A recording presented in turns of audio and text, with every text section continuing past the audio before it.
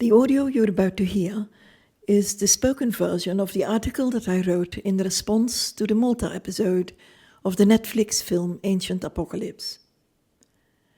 I'm Lenie Reedijk, and I'm the author of the book Sirius, the Star of the Maltese Temples, which was one of the subjects of the film. I've asked a British friend to be the narrator, because I found the subject far too important to risk the clarity of the text to be hampered by an accent, no matter how tolerable or intelligible it may be. Below the audio, you'll find a link to the PDF of the text, which contains the footnotes and the references. And on my website, sirius-malta.com, you'll find more information about my work. And now, without further ado, I'm pleased to hand over the microphone to my narrator. This article is an analysis and critique of the Malta episode Sirius Rising in Season 1 of Graham Hancock's Netflix film series Ancient Apocalypse. It's an unusual article in the sense that it is a critique of a production in which I myself and my work took part. Ahead of the release of the film, I had no opportunity to view it in order to see what use had been made of my work. I was surprised to find that it had been fitted into a framework that was incompatible with it. In order to make my own position clear and to distance myself from views that I do not share, I am left with no other option than to publish a detailed response to this Malta episode. My interest as a researcher has thus far concentrated on the debate about Malta's ancient temples, and my book, Sirius, the Star of the Maltese Temples, which appeared in 2018, is my contribution to the archaeoastronomical aspect of the debate. Having lived and worked in Malta for the best part of the 1990s, I had been able to follow closely, on the spot so to speak, the publications and newspaper articles about the exciting new discoveries that had come to light during those years.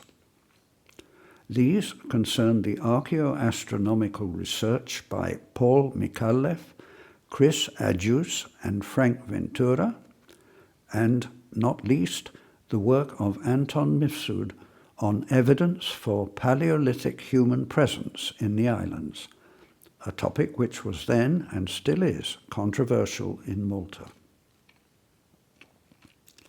In 2002, Graham Hancock's book Underworld came out, in which he devoted a long chapter of 100 pages to Malta.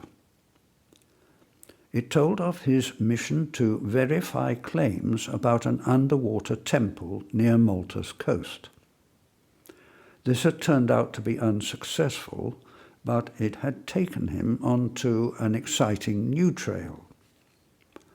More or less filling the gap of the missing underwater temple, he brought all the groundbreaking work of the just mentioned authors to the attention of a worldwide public. Even today, this chapter about Malta is, in my opinion, one of the best reports on the discoveries and hotly debated issues surrounding Malta's prehistory at the end of the last century. To get a feel of the central themes, I would still encourage reading it, even if only for the interviews with Malta's leading archaeologists in the field, who seemed to be in a relaxed and unusually frank mood at the time. Hancock's Malta chapter let a refreshing breeze into a closed box of ingrained views and routine cliches. It was on this chapter that my trust in him was based. Though my main focus was Malta, I knew of his other work and had read his best-known books, but I hadn't put his research under scrutiny.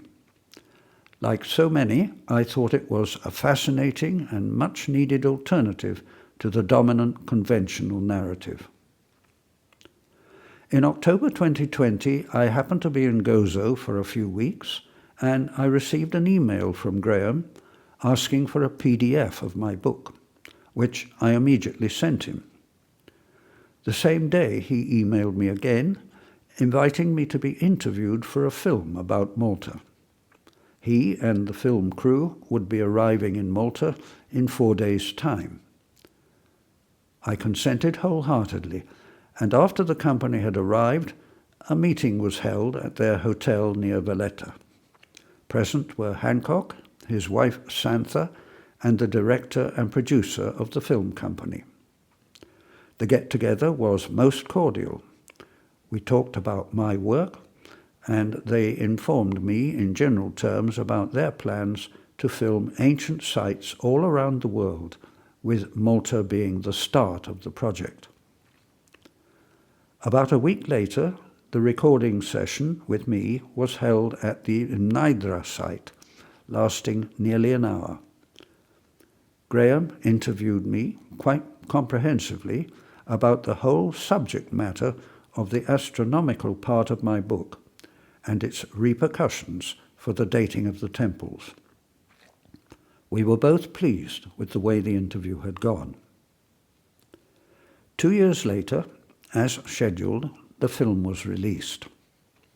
Because no one had thought it necessary to inform me, I only learned about it a week later from a friend.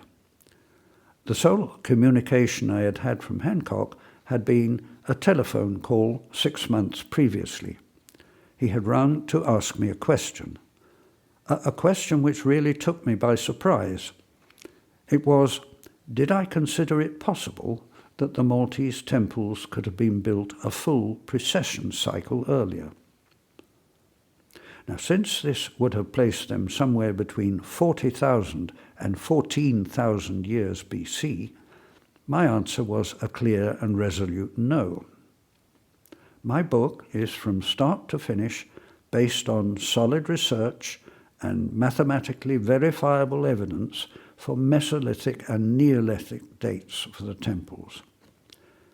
Dates which had been put forward a century earlier by a committed and brave Italian archaeologist, who stood outside the circle of those who insisted that there were no human inhabitants in Malta before 5400 BC, and they vilified him posthumously for his temerity in deviating from their views. Things have not changed greatly to this day, and Hancock in his book aptly describes them as a self-protecting old boys network closing ranks. But he had read my work, which corroborates the Italian's dates. So it was therefore a little bizarre that he should even think of the Paleolithic, the Ice Age, seemingly just playing around with precession cycles. This was not just far off the mark. It would amount to riding roughshod over the core of my work. Hancock knew this, and he accepted my assurances equably enough. Now, the reason I bring this up is that at the time I didn't understand why such a strange question should have arisen at all. I do now. The film itself reveals it. Here is the story as it unfolds in Hancock's words. I will mainly summarize it. In particular, in this Malta episode, it is clear that every scene, every word has been carefully weighed. And so I will add verbatim quotes where appropriate. Right at the start, we're into the middle of things. The timeline of Malta's temple period is shown as it is represented by conventional archaeology. And straight away, the camera focuses on Gigantea, the largest megalithic temple on the islands, and according to this official narrative, the first to be built. Hancock, his voice full of wonderment and disbelief, says, "They woke up one morning and started building this." An aerial view followed by a ground-level close-up of Gigantea is shown. Walking into the temple and looking up at its high towering walls, he adds, hundreds of megaliths, some weighing up to 50 tons. And again, there are no written sources telling us when Gigantea was built, and no reliable carbon dates. So how old is this giant temple really?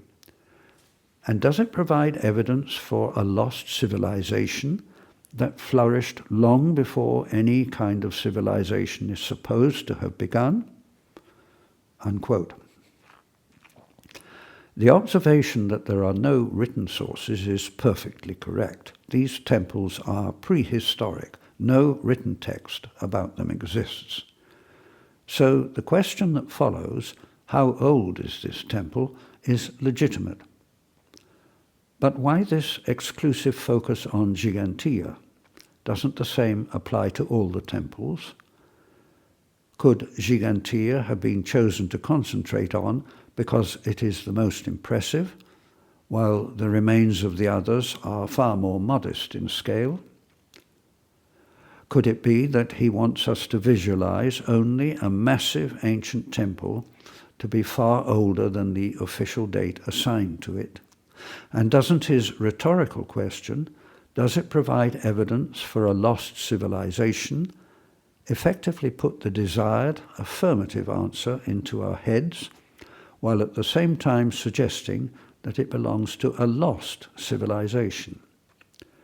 So, right at the start, without any proof being presented, we have, through suggestive, carefully chosen words, been led to believe that Gigantea is not only much older than archaeologists say it is, but that it provides evidence for a lost civilization. Lost? Why? And what does Hancock mean by provides evidence? Are we supposed to think just that Gigantea strongly reminds us of it, or rather that Gigantea itself is actually a remnant of this lost civilization? Archaeologists, his story continues, claim that it was built around 5,600 years ago because artifacts were found close to it that resemble objects found in other much simpler sites of that date. He goes on to observe that Gigantea may have been built earlier, while the objects were left by a people who came much later. This is a valid observation. But would it not hold for the other temples too? And why haven't we seen any of these in the film so far? He will inform us about these later, but only after his main point about Gigantea has been hammered home, and the impression has been solidly fixed in our minds that in Malta we find evidence for a lost civilization.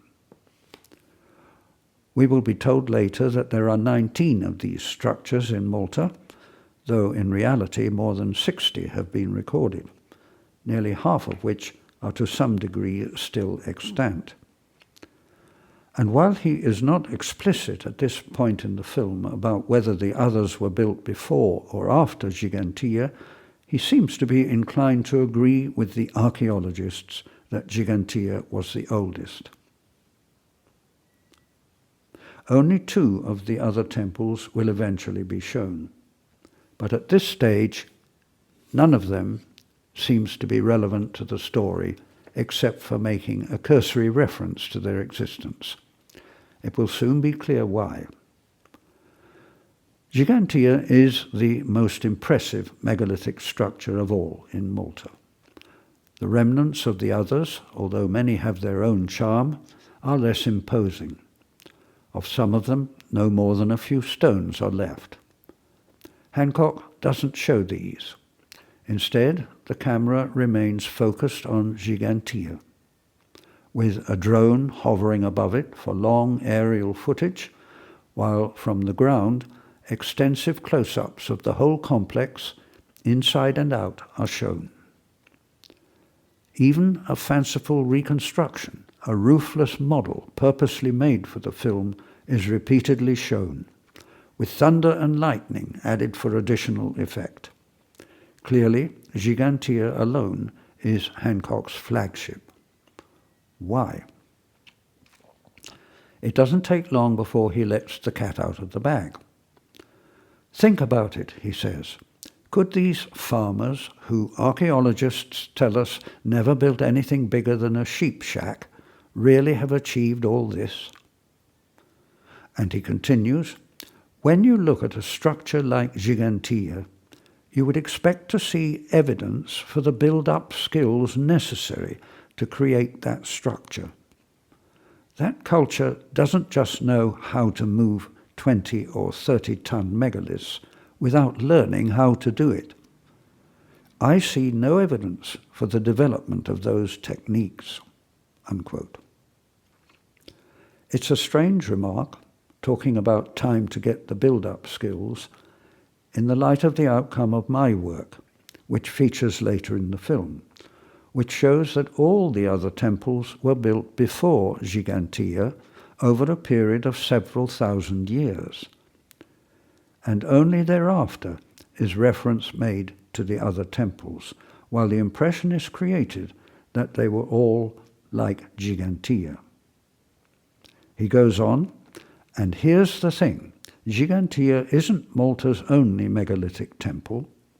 Archaeologists have uncovered 19 such structures, with the oldest, so we are told, being Gigantea itself. For such tiny islands, that's a lot of temples, requiring a lot of manpower, too much, which forces me to question who really built Gigantea and when.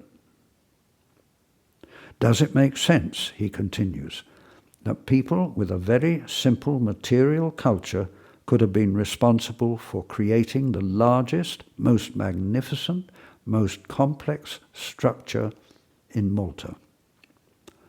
When framed in this way, just about everybody who watched the film will have agreed, in awe. And the stage was set for Malta to become a showcase of one of the most fanciful stories of our past ever devised. More of this later, but let us summarize what has been suggested so far. 1. Gigantea is far older than the date given to it by archaeologists. 2. Prehistoric farmers could not have built such a temple. 3. Only a different, much older and more advanced civilization could have done that. 4. Gigantea is the evidence of this. Hardly 6 minutes of the film have passed, and through selective footage and artful language, viewers have been seduced into thinking that this is not only exciting, but convincing. All the rest of this 30-minute episode can now be comfortably used to put some flesh on this bare framework. For this, Hancock holds some good material in reserve. To make it fit the story, all he needs to do is take from it what he can use and leave out the rest. 3 persons and their work were chosen for this procedure. Archaeologist and senior curator of prehistoric sites, Dr. Katja Stroud, researcher and medical doctor, Dr. Anton Mifsud, and myself. Dr. Stroud's dissatisfaction with this procedure was made public in a review of the episode in the Times of Malta immediately after the film's appearance. She said that she had been quoted out of context. But I needed more time to digest all its implications. Back to the film, Hancock proceeds to illustrate his point by making use of a popular tradition, the source and antiquity of which are unclear.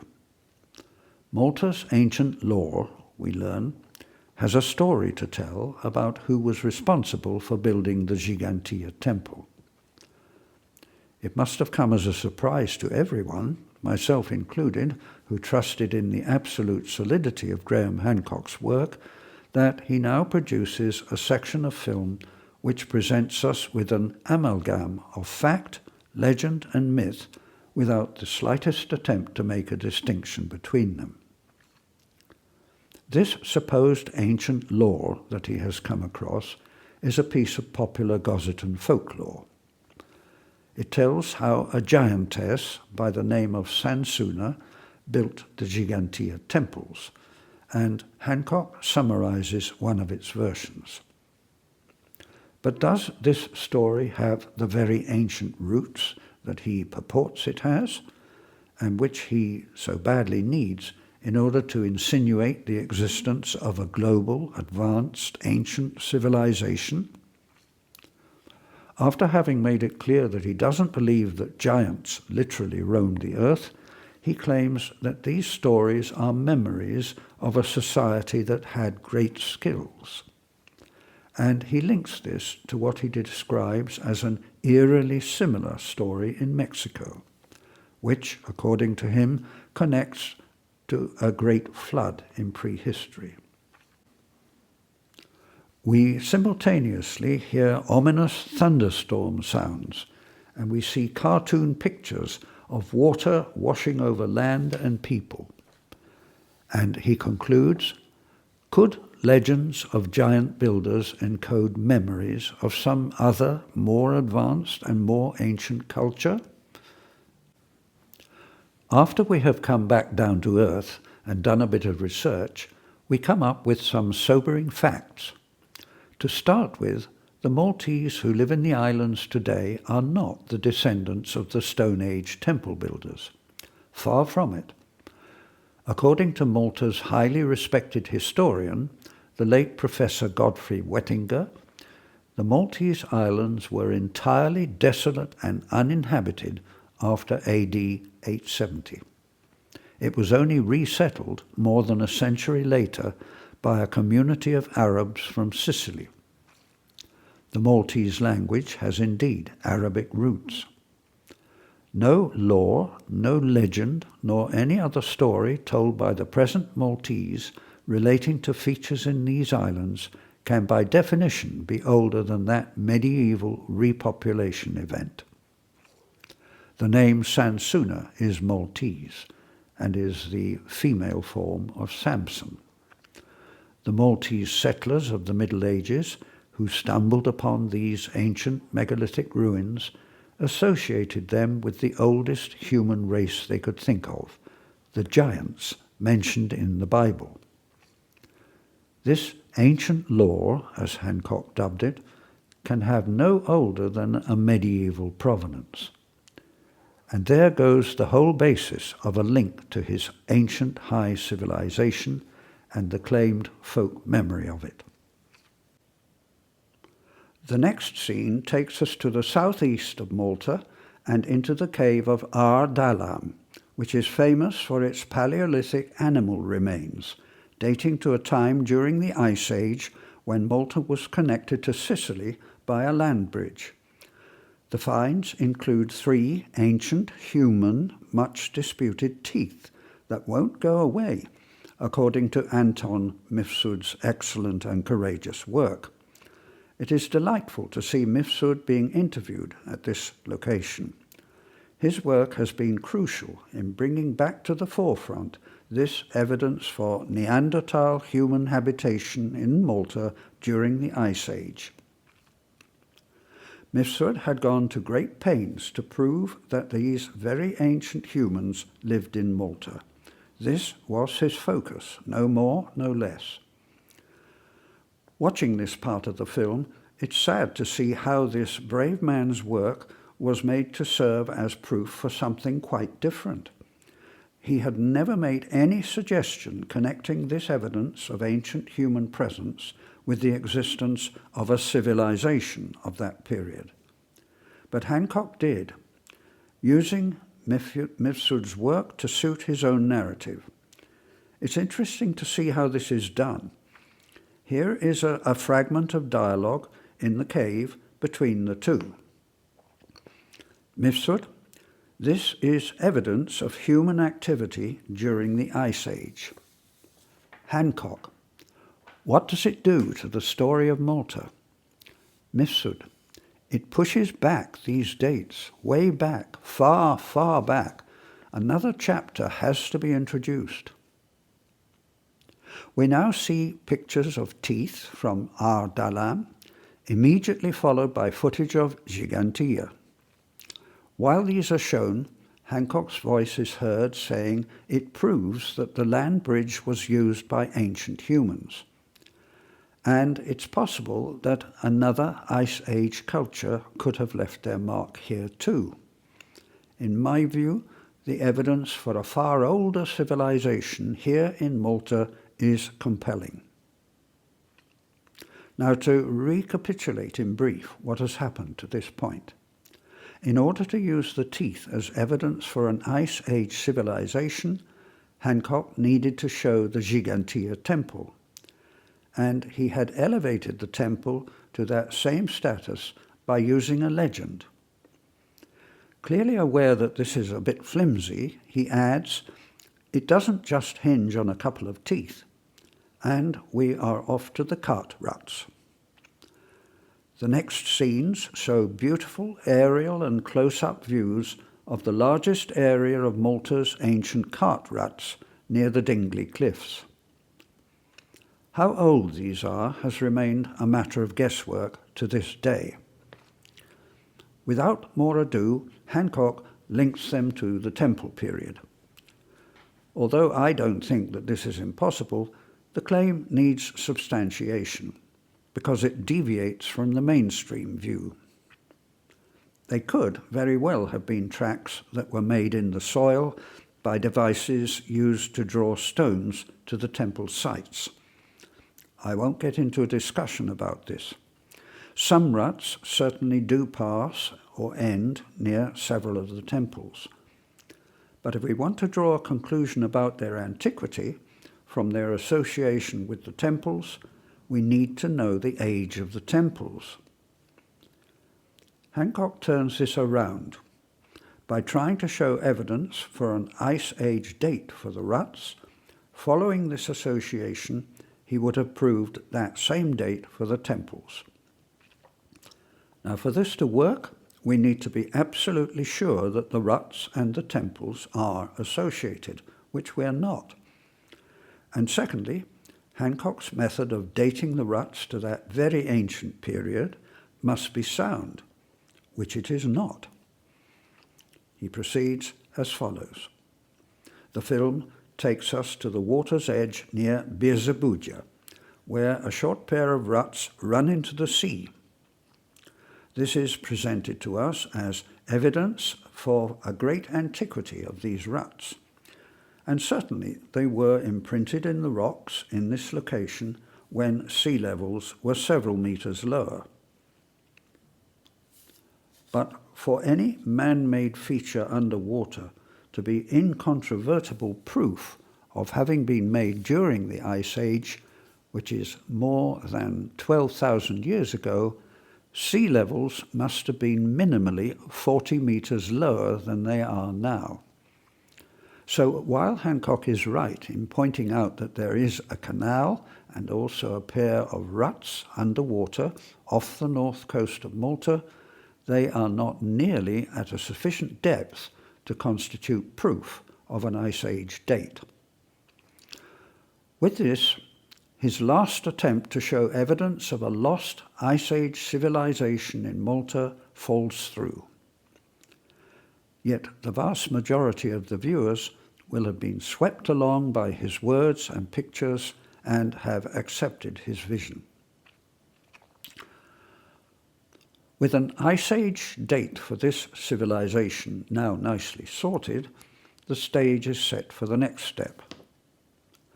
Hancock's civilization needs to be complex and intelligent, and this is where my work comes in. His introduction goes like this. The reason I believe that a deeper ancient intelligence lies behind these temples on Malta is that they are far more complex than they at first appear, unquote. The astronomical aspect of the temples will now be used to underscore this deeper intelligence, and the camera drone flies high above the Nidra temples on the south coast of Malta. Thus, we have come to the climax of the Malta episode, the connection between the temples and the sky. The focus is first on Nidra South and its orientation to the equinoxes, before my work on the alignment of the other temples to Sirius is introduced. Nidra South was built to point to the equinoxes, and it also keeps track of the solstices. The light effects inside the temple are described in lyrical words, and then the temple's orientation towards the sun is used to put it on the global stage. As was done with Gigantea in the Sansuna scene, Nidra, too, is linked to Cholula in Mexico. And Stonehenge is now added, 3 places wide apart both in time and in geographical location. Cholula was still fresh in the viewer's memory from the previous episode, while Stonehenge was famous enough to ring a bell in everybody's mind.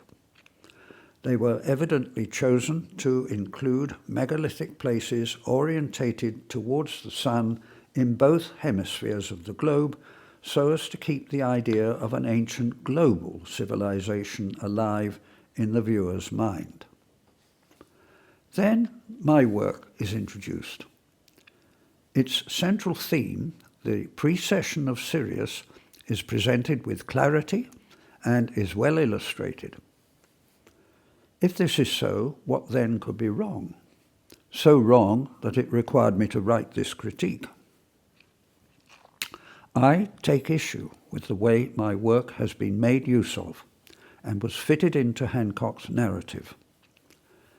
In my book, Sirius, the Star of the Maltese Temples, which formed the basis for this segment, I show that the axes of all the temples of which the azimuth had been measured are distributed on the compass rose in 2 distinct patterns, and that a statistical analysis showed that there must have been a single factor that was the cause of this.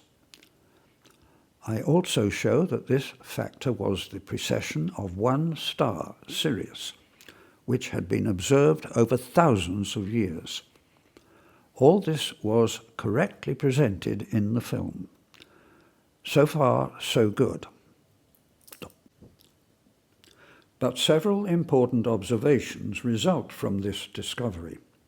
First, the temple building period in Malta, according to the precession dates, lasted from around 9,200 BC, that's 11,200 years ago, until around 4,250 BC. 6,250 years ago. Therefore, in the astronomical reckoning presented by me, the start of this period goes much further back in time than the conventional dates put forward by archaeology. But these are definitely all dates after the Ice Age. Secondly, Gigantea South, the largest temple, far from being the first, was the very last to be built. It was constructed only after the temple builders had gained thousands of years of experience. Moreover, Gigantea's astronomical dating, according to its Sirius orientation, falls very close to the date asserted by archaeology. No Ice Age antiquity is claimed by any of us. On the contrary, in my book, the largest Gigantea temple is Neolithic and the youngest of them all. And third and last, the building sequence resulting from the astronomy of the temples shows that Hajar-im North, the smallest, was the first to be built, and it culminated in Gigantea South.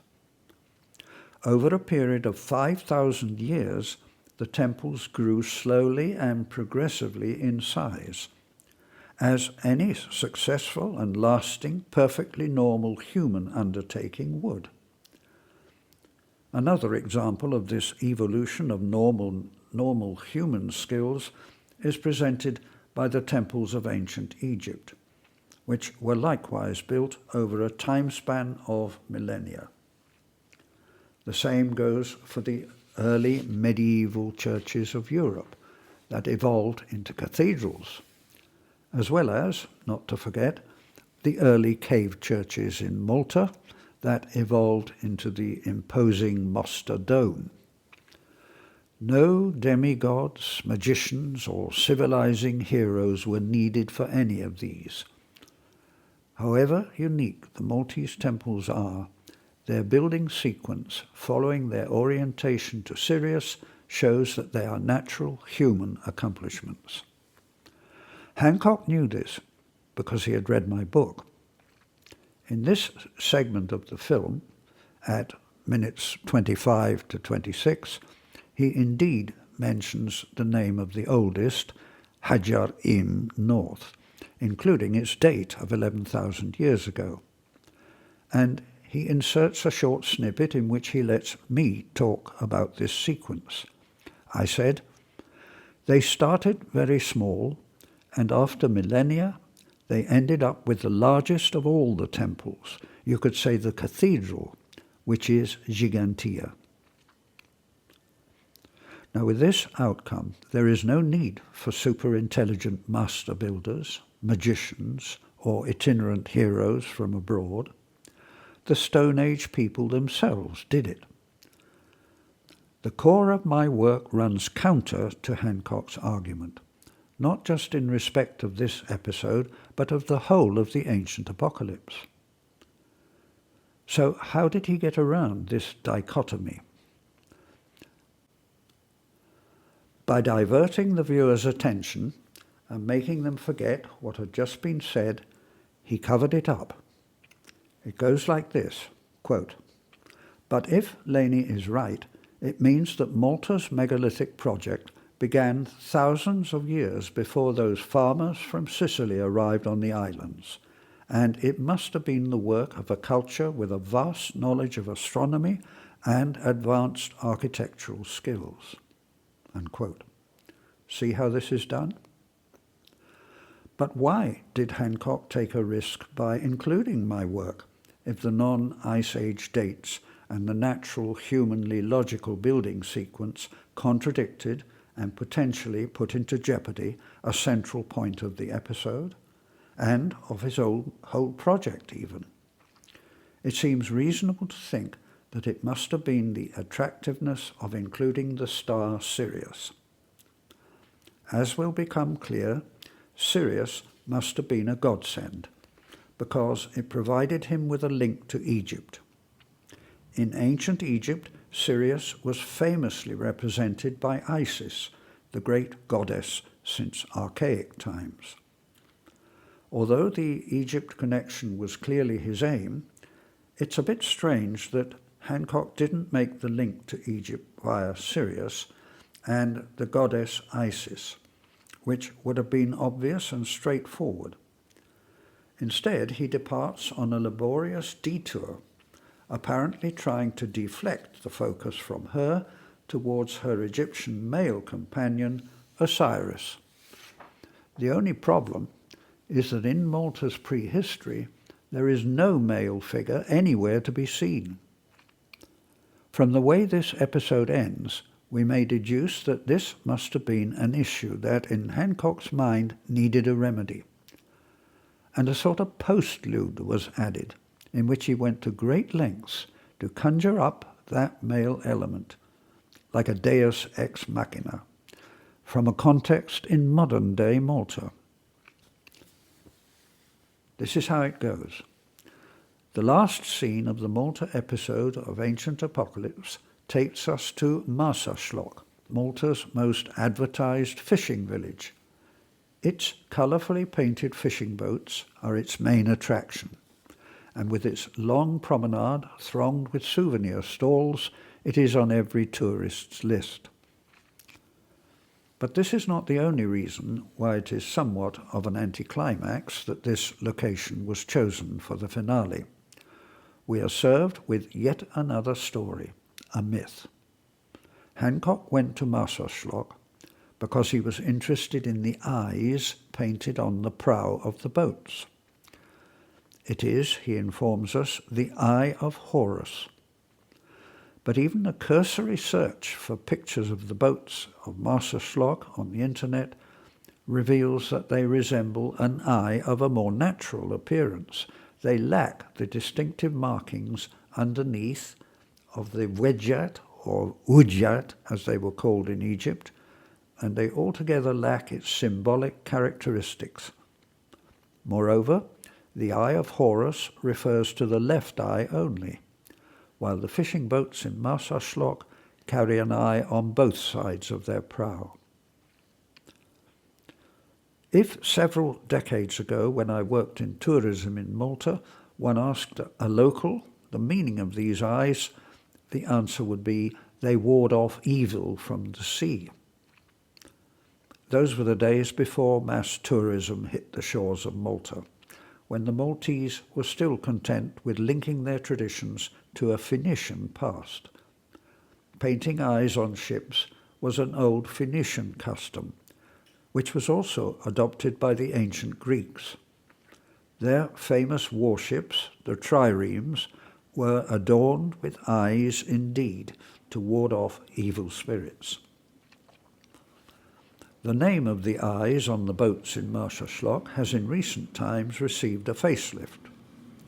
Its cultural significance has been upgraded in accordance with current tourist tastes, and even the internet will tell you now that they are the eyes of Osiris, or sporadically Horus. Although this must have attracted Hancock, he obviously had to deal with the problem that no such thing as an Eye of Osiris existed in ancient Egypt. But he only needed to change it from Osiris to Horus to make it sound more historically authentic. Through the Egyptian myth of Horus, in his capacity of being the son of Isis and Osiris, the male partner was finally brought on the scene in Malta too. But why was this construct needed? To tell us another myth, it appears. And this is, in Hancock's own words, illustrated by cartoon-style drawings. This is how it goes. In ancient times, the wise god Osiris descended to Egypt to rule alongside his sister Isis, and the people were uncivilized and lawless. So Osiris brought them culture, established the rule of law, and taught them agriculture. Then he left Isis to rule Egypt, while he traveled the earth teaching people of other nations the same skills." Unquote.